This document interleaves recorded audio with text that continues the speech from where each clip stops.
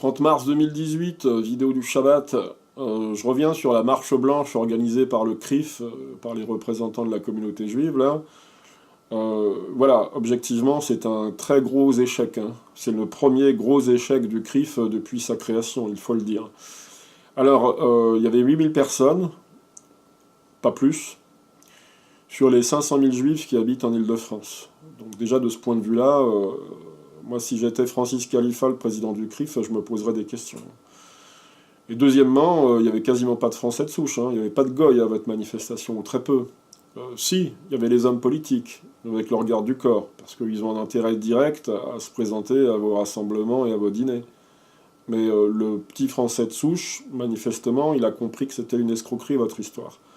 C'est pas parce que la victime, Mireille Knoll, une vieille dame de 85 ans, était juive, qu'on doit tous se souder autour de votre communauté, hein. Vous récoltez ce que vous avez semé, vous, les juifs, les représentants de la communauté juive. Je vous rappelle quand même qu'il y a des centaines de meurtres chaque année en France. La plupart des victimes sont des Français de souche. Je vous rappelle aussi qu'il y a eu des centaines de meurtres racistes en France ces dernières décennies. J'en ai répertorié, en fait je les ai tous répertoriés dans le racisme anti-blanc, dans mon livre sur le racisme anti-blanc, et jamais, je n'ai vu que le CRIF avait manifesté sa sympathie à la famille de la victime, sa compassion, ses condoléances. J'ai jamais vu ça. Donc, d'un côté, vous vous foutez complètement de ce qui peut arriver aux Français de souche, et de l'autre côté, quand il y a une juive, une vieille dame juive qui est assassinée, vous nous demandez d'être solidaires de votre petite communauté, mais pas seulement ça, vous nous demandez aussi de considérer cette victime juive comme étant la grand-mère, en l'occurrence la grand-mère de tous les Français. Et vous demandez aux hommes politiques de venir vous soutenir. Alors pour les hommes politiques, c'est facile, parce qu'ils connaissent l'influence que vous pouvez avoir dans les médias et dans la politique, et donc ils savent qu'ils ont intérêt à venir à vos rassemblements. Mais je l'ai quand même noté sur Twitter, il est plus facile de faire venir les ministres à votre dîner annuel, le dîner du CRIF, que de faire descendre les Français dans la rue. Maintenant c'est clair, hein, vous avez bien compris la leçon. Donc voilà, vous n'avez jamais été solidaire des Français de souche. Et je le vois depuis plusieurs décennies. Globalement, jusqu'au début des années 2000, vous avez toujours considéré, vous les intellectuels juifs, je dis les intellectuels juifs et non pas certains intellectuels juifs, parce que je vous ai tous lus. J'ai lu tous vos livres, et je peux l'affirmer, dans leur ensemble, les intellectuels juifs, jusqu'au début des années 2000, considéraient les Français de souche et les Blancs en général plutôt comme des salauds, plutôt comme des tortionnaires. On serait coupable de tous les maux sur cette terre, depuis l'Inquisition, l'esclavage, le pillage du tiers-monde, etc., etc.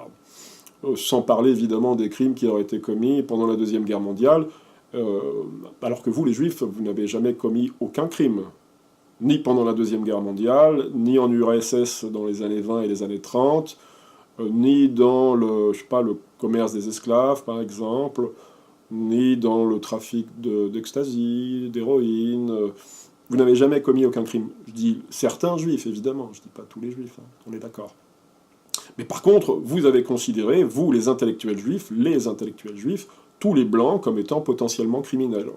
Voilà. C'est seulement depuis le début des années 2000, depuis que vous avez compris avec la deuxième intifada palestinienne, en septembre 2000, qu'il y avait des musulmans en France qui n'avaient pas beaucoup de sympathie pour vous, que c'est seulement là que certains intellectuels juifs, disons, se sont un peu retournés et ont considéré qu'il fallait arrêter d'encourager, de promouvoir l'immigration en France, et qu'il fallait essayer de consolider cette société multiculturelle en menant une politique un peu plus dure, non seulement en France, mais aussi sur le plan extérieur, en faisant la guerre à Saddam Hussein, en faisant la guerre à la Syrie de Bachar el-Assad, enfin en faisant la guerre à tout ce qui est antisioniste, on va dire.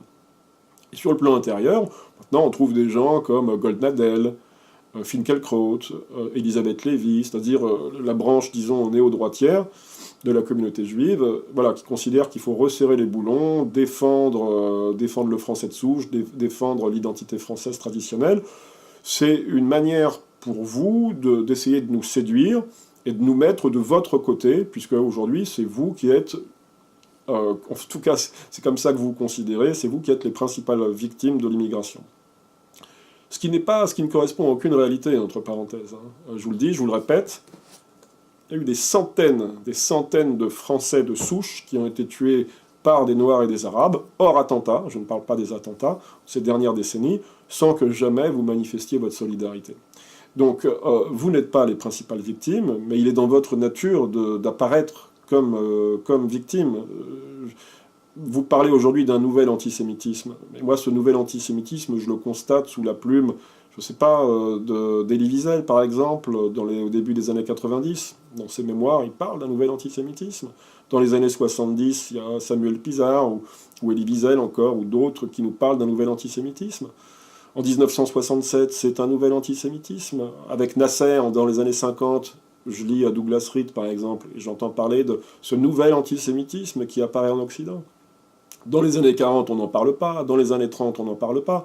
Mais même à la fin du 19e siècle, on voit qu'à Vienne, par exemple, les Juifs se plaignent de l'antisémitisme. Ça n'arrête pas. Je veux dire, le nouvel antisémitisme ressurgit tous les 10 ans depuis, 2500 ans. Voilà, ça fait partie, c'est un de vos défauts. Alors, est-ce que je parle de tous les Juifs?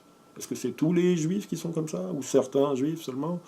Ensuite, le débat, il est là. C'est ce que me demandait le président du tribunal au procès de Sora. Vous dites les Juifs. Tous les Juifs. Je dis, oui, les gens qui se sentent Juifs. Ensuite, il y a des Juifs qui se sentent pas très Juifs. Alors, je prends le cas de Zemmour. Je sais bien que c'est un petit peu particulier, mais dans les livres de Zemmour, je sens un réel amour de la France. Bon, maintenant, il est clair que Zemmour ne dénonce jamais l'influence de ses congénères dans les médias ou dans la politique française. Il n'est pas entièrement sorti du judaïsme. Mais on le voit que dans ses livres, il est en marge, il est en dissidence par rapport, disons, à la pensée juive traditionnelle. Voilà, donc vous récoltez ce que vous avez semé. Je parle des gens du CRIF, là. Vous n'avez jamais été solidaire des Français de souche, vous vous êtes comporté comme une communauté étrangère sur le sol national, et aujourd'hui, avec votre manifestation foireuse, là, pour cette pauvre Madame Knoll, eh bien, on vous a montré, nous, les Français de souche, qu'on en avait ras-le-bol de vos manigances et de vos simagrées et de votre manière votre égocentrisme forcené qui fait que vous vous considérez comme au centre de la politique française et au centre du monde en général. On en a marre. Voilà, là, je crois que le message a été assez clair. Vous l'avez reçu en pleine face.